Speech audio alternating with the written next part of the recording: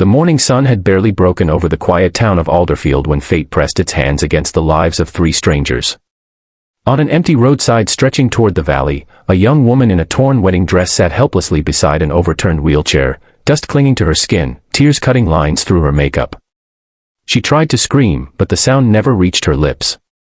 At that same moment, miles away, a single father named Marlon Hayes, exhausted from night shift work and burdened by bills that never seemed to stop multiplying, tugged gently on the leash of his aging but loyal golden retriever, Copper, unaware that destiny was about to collide with him in the most extraordinary way. Before the story unfolds, if you believe in the power of kindness, in second chances, and in the magic of helping strangers, please like, comment, share, and subscribe to Soul Moments Story. Your support keeps these human stories alive. Marlon had been a mechanic before life punched a hole straight through his plans.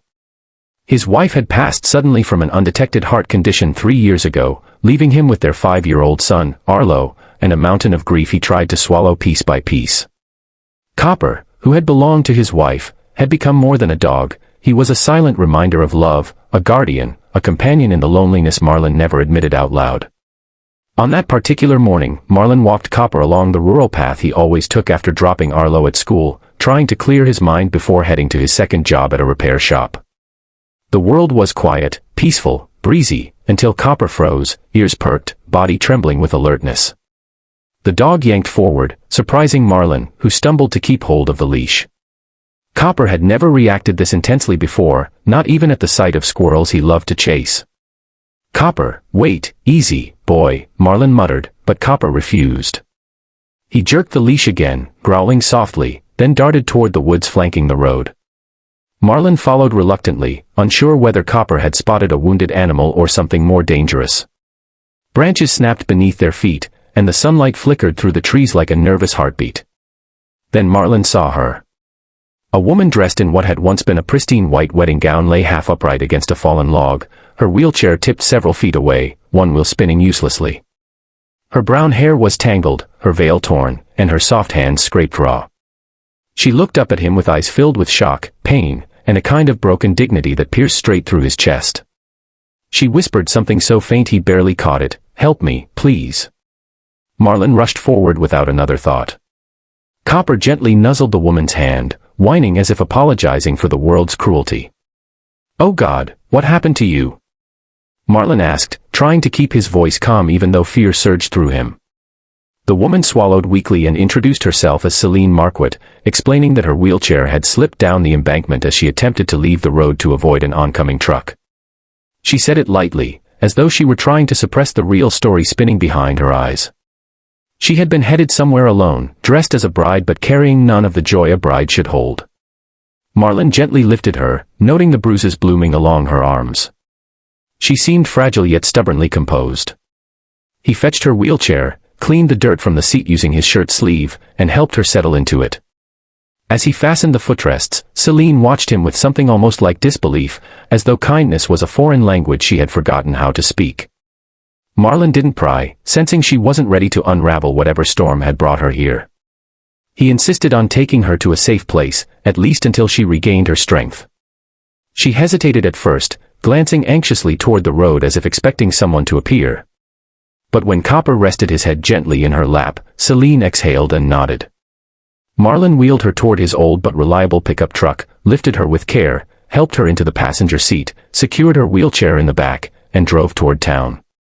Along the way Selene stared out the window, the sun illuminating her face in a way that revealed new details, eyes that had cried far too much, a jaw that trembled each time she tried to compose herself, and a left hand bare of any wedding ring. Her silence told its own story. She was not running toward a wedding, she was running away from one. When they reached Marlon's small, aging house at the edge of a quiet neighborhood, Selene's eyes softened at the sight of Arlo's drawings taped messily across the front door. The moment Arlo returned from school, the boy rushed toward Copper and froze when he saw Selene. His wide brown eyes lingered curiously on her wheelchair, then on her dress. "Whoa, are you a princess?" he asked with innocent sincerity. Selene laughed, the kind of laugh that cracks through grief and lets a little light in. "Not today, sweetheart," she replied. "But thank you."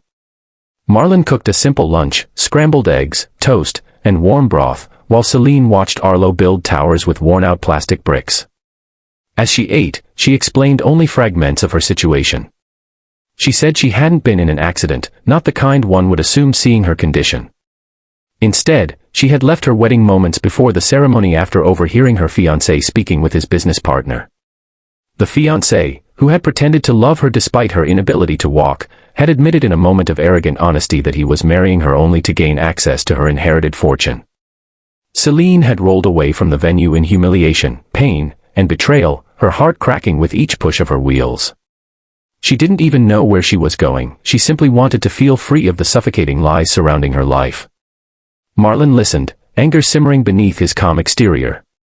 He couldn't imagine treating any human, let alone someone as gentle as Selene, with such cruelty. "I'm sorry you went through that," he said quietly. "No one deserves to be used like that." Selene lowered her gaze, tracing circles on her dress. "Money makes people dangerous," she whispered. "It blinds them. And I didn't want to spend my life next to someone who wished for my wealth more than my happiness." As days passed, Selene stayed in Marlon's home, mostly because she was too emotionally shaken to return anywhere else. She helped with small tasks, reading stories to Arlo, helping him with schoolwork, folding laundry with meticulous care. She seemed to blossom slowly, like a flower relearning sunlight. Marlon, meanwhile, found himself looking forward to coming home in a way he hadn't since his wife's passing.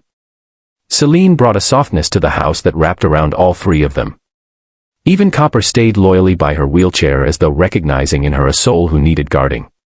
What Marlon didn't know was that Selene's family was well known in the business world. Her late parents had left her the majority ownership of a global chain of eco-resorts, and her net worth made her one of the wealthiest women in the region. But she chose not to reveal it, partly out of fear, partly out of exhaustion, and partly because she had never been treated like an ordinary person until now. Marlon and Arlo saw her not as a billionaire or a burden, but as someone worth protecting, worth listening to, worth caring for. And that changed her more than money ever could. Eventually, the outside world discovered she was missing. News reports mentioned a runaway bride linked to a prominent business empire. But Selene, though shaken, trusted Marlon enough to tell him the truth. She expected him to react differently, maybe pull away or speak to her with hesitancy. Instead, he simply nodded and said, "Anyone who tries to cage you doesn't deserve you, no matter how rich you are." His words made her eyes glisten. One afternoon, as sunlight pooled warmly through the windows, a knock rattled the front door. Two men in suits stood outside, claiming to be Selene's attorneys. They had been searching for her tirelessly, terrified that something terrible had happened.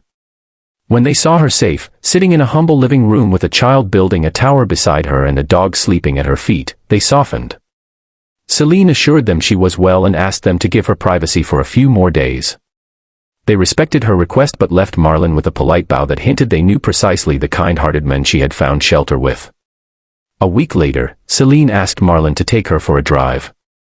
She directed him to a hilltop overlooking fields dotted with wildflowers and sunlit patches of wheat dancing with the breeze. There, she finally let the tears she had suppressed for days spill across her cheeks. She told Marlon that he had saved her, not just from the forest, not just from the fall, but from believing she was unlovable, broken, or incomplete. He reminded her she was more than a wheelchair, more than a bank account, more than a runaway bride. As they sat in the open air, an idea grew quietly inside Selene. She wanted to use her resources to uplift people like Marlon, kind souls who fought daily battles in silence. And she wanted Marlon and Arlo to be part of that journey. A few days later, she revealed her plan. She intended to open a foundation supporting single parents, disabled individuals, and rescue animals, and she wanted Marlon to help run it as the operations manager. She would even fund a larger home for him and Arlo so that they finally had space, comfort, and stability. Marlon was speechless, overwhelmed by a generosity he had never imagined receiving. He tried to refuse at first, believing he hadn't earned such life-altering kindness, but Selene placed her hand on his and said softly, "You gave me a home when I had none. Let me return the gift." Months passed, and the foundation bloomed beautifully. Marlon worked passionately, Arlo found joy in being surrounded by rescued dogs, Copper among them, and Selene became not just a benefactor but a cherished part of their family. The scars of her traumatic escape faded, replaced by purpose, connection, and love she hadn't dared dream of.